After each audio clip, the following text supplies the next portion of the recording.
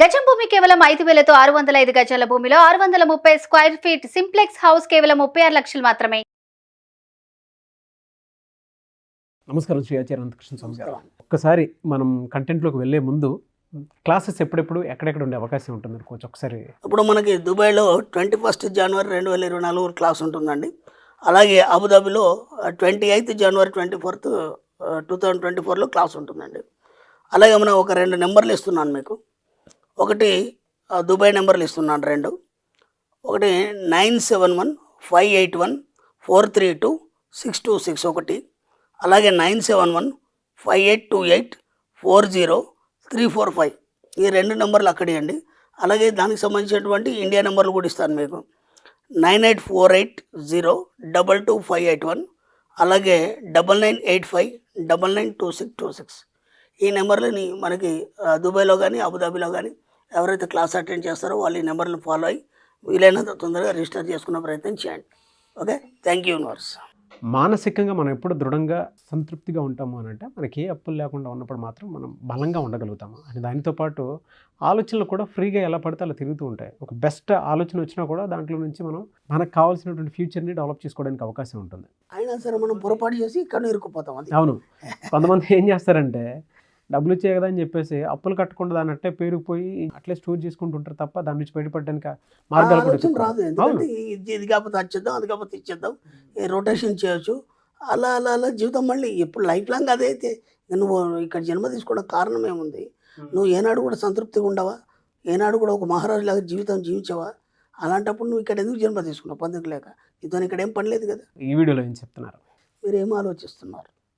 మీ జీవితం గురించి మీరు ఏం ఆలోచిస్తున్నారు? కొందరు ఉన్నారు నా దగ్గరకు వస్తారు, ఏమండి ఇలా సమస్యలు ఇరుక్కున్నాం అంటే ఒక బిజినెస్ నడవట్లేదు, అలా అంటే నేను డబ్బులు ఇవ్వాలి, అప్పులు అయిపోయినాయి, అవి ఎలా ఇవ్వాలి? ఇక్కడ ఏం జరుగుతుందంటే ఆ స్టక్ అయింది, దాన్ని ఏం చేయాలి అడగడం తప్ప అది ఎలా అంటే ఇలా అయితే ఇలా అయిపోయింది, ఇలా అయితే ఇలా అయిపోయింది, నేను ఇలా అనుకున్నాను, ఇప్పుడు అది తడిసి మోపడైపోయింది, ఇప్పుడు దాన్ని నేను ఎలా బయటపడాలి? ఇవన్నీ నీకు నువ్వుగానే అనుకుంటున్నావు. అంటే ఏం ఆలోచిస్తున్నావు అంటే ఒక బిజినెస్ పెట్టాను, ఆ బిజినెస్ నేను బాగా రన్ అవుతా అనుకున్నాను, ఉన్న పలంగా ఫెయిల్ అయిపోయింది.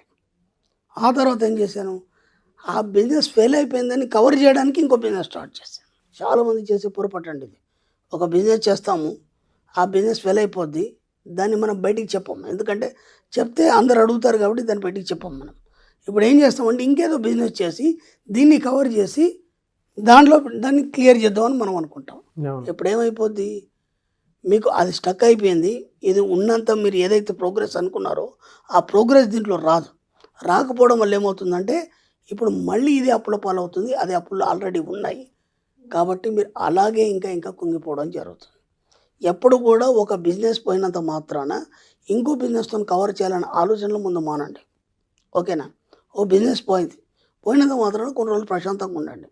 ఒక 2-3 నెలలు మీరు ప్రశాంతం ఏం చేయాల్సిన అవసరం లేదు. ఇప్పుడు ఏం చేస్తారంటే మీరు దాని నుంచి ఎలా బయటపడడానికి ఏమైనా మార్గం ఉందో ఆలోచించండి. మార్గం ఉందో ఆలోచించే భాగంలో మీరు ఏం చేస్తారంటే ప్రశాంతంగా కూర్చొని కొన్ని ప్లాన్స్ వేసుకొని మీరు ఏమడుగుతారంటే విశ్వానికి, ఇప్పుడు నాకు ఏదైతే ఉందో దీనికి ఎలా నేను ఈ సమస్యని సాల్వ్ చేయగలను? ఓకేనా? మీరేమడుగుతారంటే నేను ఎలా బయటపడాలి అంటే మీరు క్వశ్చన్ మార్క్ పెడుతున్నారు, అక్కడ సమాధానం అడగట్లేదు. మేడం ఈ మొత్తం ఈ సమస్యలు ఎదుర్కొన్నారు కాబట్టి మీకు ఎవరు దీనికి సలహాలు ఇచ్చేవాళ్ళు లేరు కాబట్టి నేను ఎలా బయటపడాలి క్వశ్చన్ మార్క్ మాత్రం పెడుతున్నారు. ఓకేనా? ఇప్పుడు సమాధానం అడగండి. దీని నుంచి నేను బయటపడడానికి మార్గం ఏంటి అని అడగండి. ఇది ఎప్పుడు అడుగుతారు? మీరు రోజు మెడిటేషన్లోకి వచ్చినప్పుడు నాకు ఏదో ఒక ప్రాబ్లం ఉంది, ఈ దానికి సాల్వేషన్ ఏంటి అడిగినప్పుడు మీకు ఏం చేస్తుందంటే దారి చూపించడం అనేది జరుగుతుంది. ఏమంటే ఒకటి పోగానే మళ్ళీ ఇంకోటి స్టార్ట్ చేసి హడావుడి చేసేసి జనాలకి చూడడానికి మాత్రం అరే వీడు ఏదేదో చేసేస్తున్నాడు అని చెప్పేసి నమ్మించకండి. ఎందుకంటే మీరు అక్కడ బయట నమ్మిస్తున్నారు కానీ మీ ఇన్నర్ మైండ్ మాత్రం నువ్వు మోసం చేస్తున్నావు నేను ప్రతిసారి హెచ్చరిస్తుంది. ఇప్పుడు ఏమవుతుంది? బయట వాడు కంటే ఇక్కడ లోపలనే చంపుతాడు నేను వాడు. కాబట్టి ఈ పనులన్నీ పక్కన పెట్టేసి సమస్యకు మీకు జవాబు కావాలి లేదా దాన్ని ఎలా సాధించాలి అనే విషయం మీద మీరు క్వశ్చన్స్కి ఆన్సర్ కావాలని అడిగినప్పుడు ఏమవుతుందంటే అప్పుడు విశ్వం ఆలోచిస్తుంది, ఓహో ఈ సమస్య పరిష్కరించడానికి దీనికి ఏం చేయాలి అన్నప్పుడు ఏం చేస్తుందంటే దానికి సంబంధించిన అవకాశాలు వేరే వాళ్ళ ద్వారా రావడం కానీ, లేదంటే మీకు ఇంకొక మంచి బిజినెస్ ఐడియా, అంటే ఇంతకుముందు పెట్టుబడి పెట్టి మోసపోయారు కదా, ఇప్పుడు పెట్టుబడి లేకుండా మీకు బిజినెస్ చేసే ఆలోచన రావడం అనేది జరుగుతుంది. పెట్టుబడి లేకుండా కూడా చాలా బిజినెస్లు చేస్తున్నారు. ఇప్పుడు ఏమైంది, కొందరు ఉన్నారు జస్ట్ సలహాలు ఇవ్వడం ద్వారా సంపాదిస్తారు వాళ్ళు. అంటే వాళ్ళు బిజినెస్ చేయడానికి ఏం అవసరం లేదు, జస్ట్ సలహాలు ఇవ్వడం ద్వారా సంపాదిస్తారు. ఇంతకుముందు కూడా మనం గతంలో చాలా చెప్పుకున్నాం. మనం స్విగ్గీ కావచ్చు, లేకపోతే మనకి కార్ రెంట్స్ అవన్నీ ఉంటాయి కదా, ఇవన్నీ కూడా సొంత కార్లు ఏం లేవు వాళ్ళకి, వాళ్ళేం పెట్టుబడి ఏం పెట్టలేదు దాంట్లో, జస్ట్ మీడియేటర్గా ఉండి వాళ్ళు బిజినెస్ చేస్తున్నారు కోట్లలో. ఈ విధంగా వాళ్ళకి ఎందుకు అవకాశాలు వచ్చినాయి, వాళ్ళు కూడా అంతకుముందు బిజినెస్ పెట్టి ఫెయిల్ అయిన వాళ్ళే. ఆ ఫెయిల్ అయిన నుంచి సక్సెస్ వాళ్ళు ఎత్తుకోవడం అనేది జరిగింది. అంటే వీళ్ళు సమాధానం కోసం విశ్వాన్ని అడగడం జరిగింది. ఇప్పటిదాకా మనం క్వశ్చన్తోనే ఉండిపోతూ మనం ఇంకా ఇరుక్కుపోవడం అనేది జరిగింది. ఎప్పుడైతే నాకు సమాధానం కావాలి, దీన్ని ఎలా సాల్వేషన్ చేయాలి, మీరు ఆన్సర్ అడిగినప్పుడు మాత్రమే విశ్వం మీకు అవకాశం ఇవ్వడం జరుగుతుంది. కాబట్టి ఎక్కడ కూడా మీరు హడావుడి పడకండి, ఏది కూడా ఇలా చేస్తాను అలా చేస్తాను ఎవరితోని ఏం చెప్పకండి.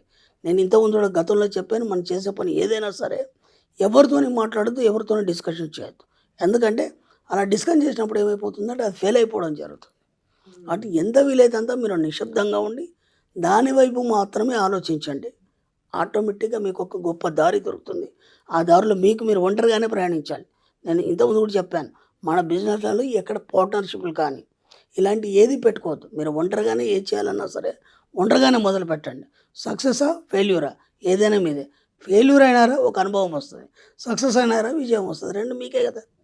మీరు ఒకవేళ ఫెయిల్ అయినారు, మీరు ఎంతో అప్పుల్లో కూరుకుపోయినారు, బాధలో కూరుకుపోయినారు, ఎవరు సాల్వ్ చేయరు కదా, మీకు మీరే సాల్వ్ చేసుకోవాలి.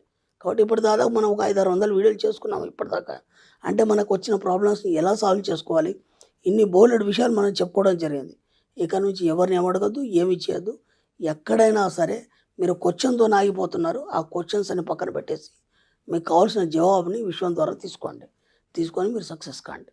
అంటే ఒక నిశ్శబ్దంలో చాలా విషయాలకు ఆన్సర్ దొరుకుతుంది. అంటే మిమ్మల్ని మీరు సెర్చ్ చేసుకుంటూ వెళ్ళిపోతే, ఎక్స్ప్లోర్ చేసుకుంటూ వెళ్ళిపోతే దానికి ఒక పీస్తో పాటు రైట్ సొల్యూషన్ అనేది ఖచ్చితంగా మీ కంటి ముందు ఉండడానికి. మనం అడవుడు చేస్తాం, ఇది పోయింది, ఇప్పుడు దీన్ని కవర్ చేయడానికి ఇంకోటి ఏదో చేయాలి, అది కవర్ చేయడానికి ఇంకోటి ఏదో చేయాలి. అంటే నువ్వు ఆలోచించేంత స్పీడ్గా అది వేగంగా అందుకోదు. అది ఎందుకు అందుతుందంటే నీకు ఇది పోయిందనే ఒక ఫీలింగ్ లోపల ఉండడం వల్ల దీన్ని ఇంకా సక్సెస్ చేయలేకపోతావు. నువ్వు ఎప్పుడైతే నువ్వు ఒక 2-3 నెలలు పీస్ఫుల్గా ఉన్నావో అప్పుడు నీకే అర్థమవుతుంది ఏం చేయాలని.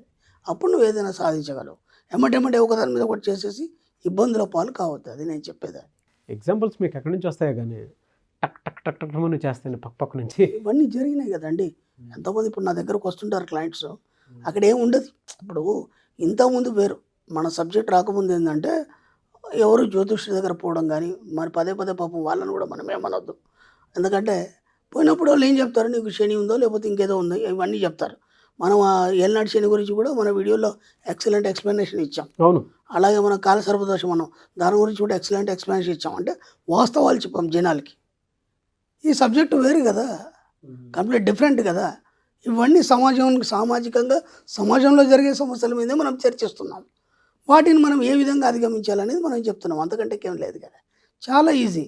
కానీ మనం ఏం చేస్తున్నామంటే ఏదో అయిపోయింది, ఎవరు ఏదో చేశారని ఒక భ్రమలో మన జీవితాన్ని మనమే జీవితాన్ని నాశనం చేసుకుంటున్నాం. కాబట్టి వాటన్నిటి జోలికి పోకండి. జస్ట్ మీరు కూర్చొని కొద్దిగా ఆలోచించండి, మీకే సమస్యకు సమాధానం దొరుకుతుంది. మంచి మీకు ఒక విజయం దొరుకుతుంది, లేదా మీరు సక్సెస్ దొరుకుతుంది. దాంట్లో మీరు ఏదైనా సాధించగలరు. కాబట్టి కొద్దిగా టైం తీసుకోండి. ప్రతిదానికి హడావుడి కాకుండా కొద్దిగా టైం తీసుకోమని చెప్తున్నాను నేను. దాంతో ఎంతోమంది ప్రాబ్లమ్స్ సాల్వ్ అయిపోయినాయి. నా దగ్గరికి వచ్చిన వాళ్ళకి మనం చెప్పే సలహా ఇదే కదా. ఎక్కడ మిస్టేక్ చేశారు వాళ్ళు, ఆ మిస్టేక్లో వాళ్ళు ఎంత కోల్పోయారు, ఎంత లాస్ అయిపోయారు, ఎందుకు లాస్ అయిపోయారు. వాళ్ళు మహా తెలివి గల వాళ్ళు. అంతకుముందు ఎంతో బిజినెస్ చేస్తారు, ఎంతోమందికి ఎంప్లాయ్మెంట్ ఇచ్చారు. ఎక్కడ ఫెయిల్ అయిపోతున్నారు వాళ్ళు, ఎందుకు ఫెయిల్ అయినారు, ఈ విషయంలో ఎందుకు ఫెయిల్ అయినారు. ఆ ఒక్క కరెక్షన్స్ క్లియర్ చేసుకుంటే మళ్ళీ సక్సెస్ అని ఆటోమేటిక్గా వస్తుంది కదా. ఇంకోసారి ఆ పొరపాటు చేయడు కదా. అందుకని ఆ పొరపాటుని సరి చేసుకోమని మనం చెప్తున్నాం అంతే. Thank you sir, thank you so much Shri Acharya Anantakrishna Swami గారు. థ్యాంక్ యూ అండి.